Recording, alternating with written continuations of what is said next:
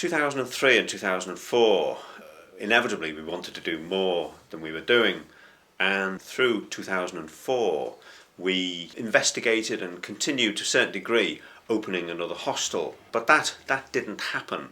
But arising from that, because we were talking to Wirral Council, evolved the idea of move-on houses, of houses dispersed in the community which our residents could move to as a step to get them back into society. Fair access is all around assessments in need and whether our project suits the needs of the individual and whether the needs of the individual can work alongside our project. We spoke to a couple of housing associations, and the one that we really had some progress with was a Riverside Housing Association. We spoke to them saying that we would like to be the managing agents of a house or two. We got a supporting people contractor in principle that agreed to pay for the funding of the scheme, so it was just a case of trying to get hold of some houses.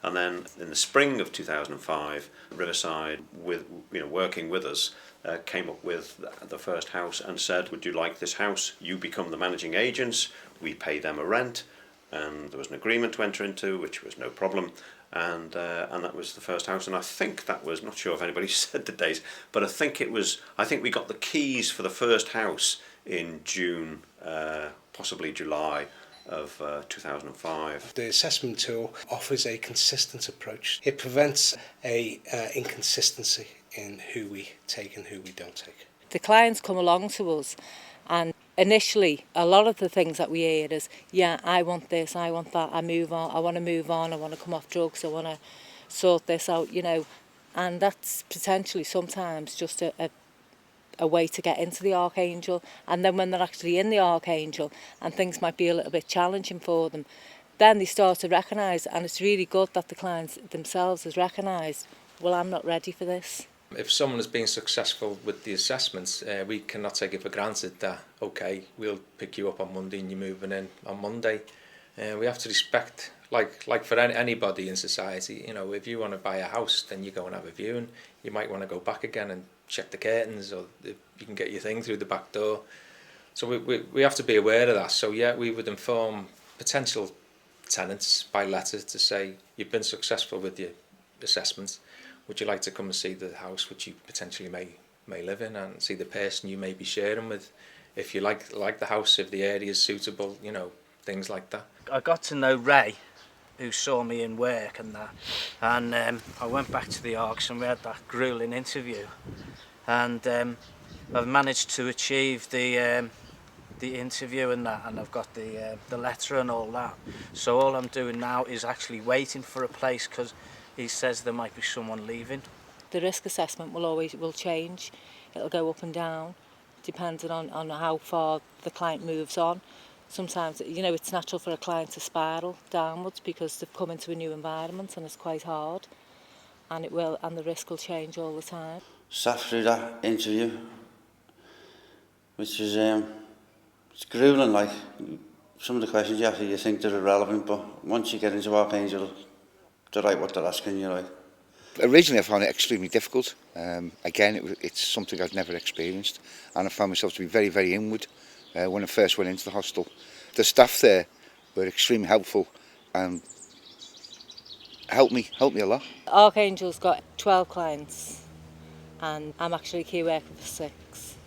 And what we do is, because obviously the key workers have got different skills to bring into the team, them skills are brought into practice, with each client. Some client needs different skills than what others do. So we look at what best key worker would work best with the clients. Any conflict that may arise, there's a process where I can go to my key worker and discuss it with them, and they can sort out any problems that arise. At first, I wasn't ready for it. Yeah, I mean, when I was told, you get a key worker and I'd had key workers in the past, but in different situations. And then I got to meet my key worker Linda, yeah, and it's an unknown quantity, and you don't know, what to expect and that. And there was one occasion, she called me a liar, and I was lying, but she said to me, look, you're lying, you know what I mean? And I went, oh, she's well on the ball here, she's not soft. And I went, yeah, I am, yeah. I'm quite an independent person, but I don't live on my own very well. I prefer to be sort of actually sharing. I couldn't just sort of go off and live in a flat on my own. I did find the support a little bit too intensive, you know, a bit full on. Some people come to us, you know, with obviously different issues, and some may be mental traumatised issues, where you have to be very probably softly, you know what I mean, and you have to build up that trust. Obviously, you know, some people need challenge straight away, and I think as a team we're quite good at identifying that. If he'd have turned round and said, all right, and accepted what I'd said, yeah, I might have pushed the boundaries further. It's laying ground rules down in it, if you know what I mean. So I knew that she could spot if I was lying, you know what I mean. You know, she was wise enough for that, yeah. Because she could have turned around and said, look, okay, yeah, I'll accept it. And I think, oh, fucking great, next time I'll tell another lie. And you know what I mean, where the fuck's that going to get you? Success for me is for a client to reach their own plateau, and they come along and they want, you know, a lot of goals. They set a lot of goals, and sometimes with everybody in life it's too much. And they can achieve at least a couple of them goals that they never ever dreamt of that they would have achieved a few years before. Then that to me is a success. I want to be able to like get up in the morning and have a structured life, have a life like a lot of people do. You know, not ducking and diving. I know that's what's expected, and I'm ready for it, and I'm ready for the challenge, and obviously I'm ready for the change anyway. Initially, when you first join the service, you sit down and you work out your goals, what you want to achieve, and then they'll advise you what. Basically, you heal yourself, if you know what I mean. But they just guide you and they listen to what you've got to say, and then they'll say, right, this is the options. They'll give you options on which ones you want to take. And if they think you're going to take a too easy option, they'll say no, try and change yourself a bit, and then you move forward. From a staff team, we recognise that the resident, the tenant, the client is the expert in their own plan. We have a very person-centred approach. All the answers are within them. It's just we help them find the solutions. The idea is then, if we show them and they find their own way, they're going to continue that growth. If we tell them, they won't learn anything. Some self-actualisation comes through the care plan process. They then take that further than we can ever give them. After that first house, Riverside gave us two more, and then of course we decided to buy our own and what have you. But it was always that step which perhaps some people would find difficult, to go from being in a hostel into your very own place, and you've got a budget, you've got a cook, you know, all of those things. So it was always very much that to try and break that down into easier steps. So yeah, I would say it's done what it was set out to do, and there's a number of people been through that scheme. We have a number of residentials over the year. The idea of the residential is to come together as a community. We always do it in an environment outside of our normal environment. So we come off to Wales. We have a number of venues we go to. It's in partnership with the WEA, Harlech College, and an organisation called Endurance UK. Endurance UK facilitate the residential.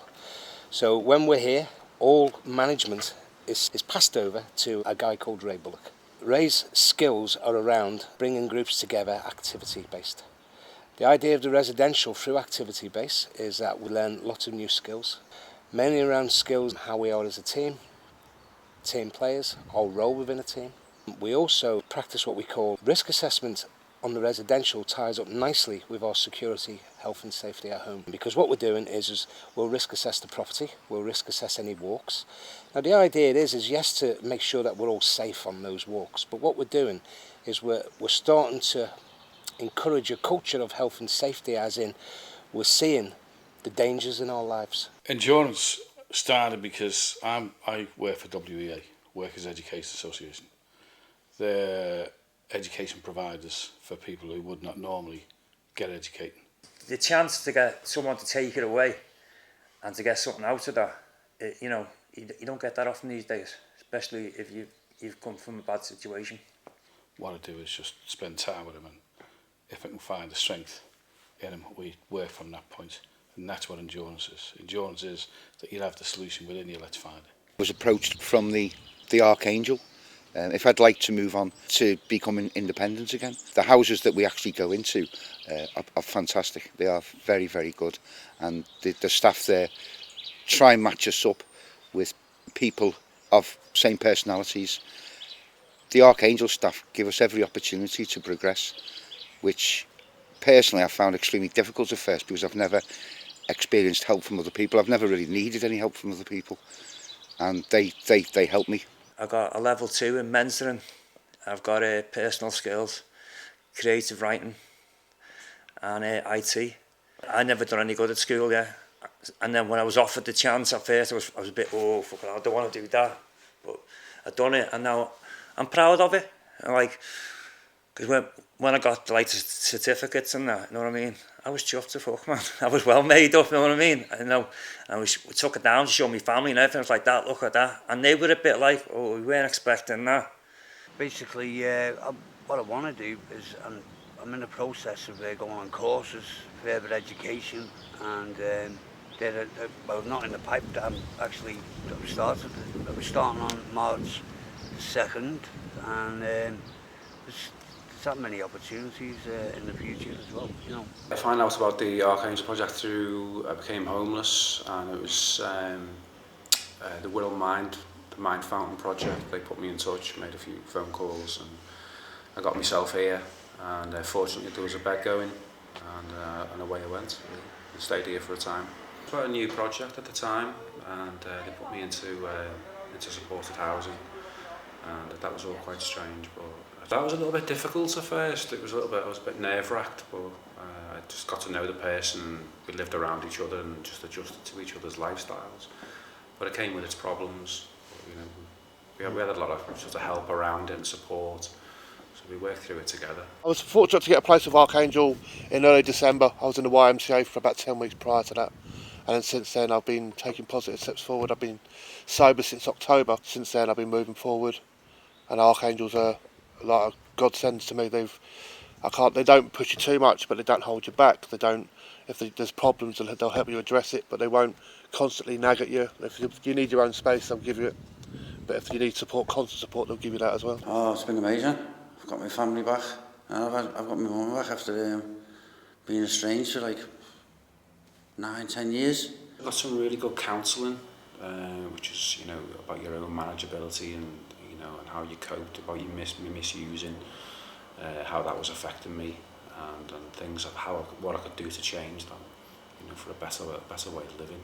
Sometimes even if you know you don't want to, but you still go along and do it, and you know you might enjoy it, and say, oh well, I'm glad I did that after all. I'm babysitting for my sister tonight. I haven't done that for 20 years. I haven't spoken to them for 10, up until 12 months ago.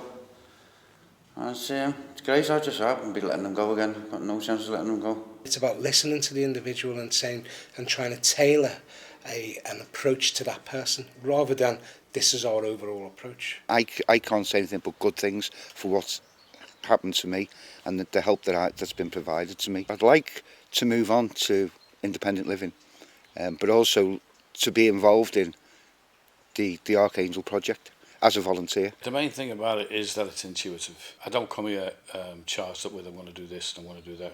It has to be flexible, but it has to be flexible because of the individual who I'm talking to at that time. I have to be listening to them rather than trying to make them listen to me. We see success in people's personal growth, and we'll see people maintaining their tenancy with very little support. That brings inclusion. People feel valued. Everybody has a voice, everybody can speak. Every single client is different, but then it's not just the client. Every single key work is different. Every person is different. I believe that that's what we give to people. We give choice, and we give recognition that, you know, no one is a failure.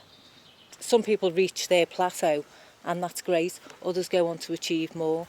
It helps you to work more as a team with people, you know, and I think you can find out a lot more about yourself, you know, and the way you deal with other people, and you know, there might be things you need to change, there might be things you need not to change. When I first started doing the job, I thought my role was to move a client on, you know, and it was always independent living. I've come to disagree with that now. Clients are capable of achieving different things, as we all are in life. Maybe it's going a step too far, but you know, we could say, well, the pathway kind of copying our idea. Yeah. We, you know, back in 2005, we had this thing you know, about streets, from the streets to the hostel, from the hostel to Arkangel, from Arkangel to your own independent living, and that's what Pathway is about. Just got more steps in it. So give it a go. If you're fortunate to get a place, give it a go. You've got nothing to lose. You really haven't got anything to lose. I mean, if it doesn't work out, it doesn't work out. But I reckon if you want to address your issues and move on, this is the ideal environment for you.